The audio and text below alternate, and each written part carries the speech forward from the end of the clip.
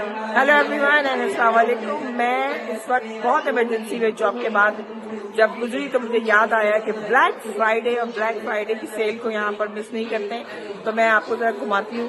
मैं इस वक्त जो बहुत दुनिया के मशहूर तरीन ब्रांड है ज़ारा के अंदर खड़ी हुई हूँ। यहाँ मछली बाजार बना हुआ है, लग रहा है यहाँ पे मुफ्त में माल बट रहा है। लोग इतनी चीजें खरीद रहे हैं क्योंकि 40% और 50% डिस्काउंट है। आइए देखते हैं, सैर करते हैं ज़ाराज़ की।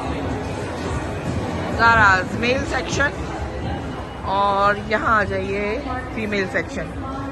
चीज़ें तो मुझे भी बहुत पसंद आ रही हैं, लेकिन क्या लें और क्या छोड़ें। अच्छा, मज़े की बात यह है यहाँ पे मेड इन इंडिया की चीज़ें भी मुझे नज़र आई और खुदा करे कि मेड इन पाकिस्तान की चीज़ें भी यहाँ नज़र आए और बड़े दीदा जेब कपड़े। और यहाँ पे देखिए लोग ब्रश हैं और लोग क्रिसमस की तैयारियाँ कर रहे हैं और हर तरह के लोग यहाँ पे मौजूद हैं। और देखिए एक स्मार्ट बात यह है कि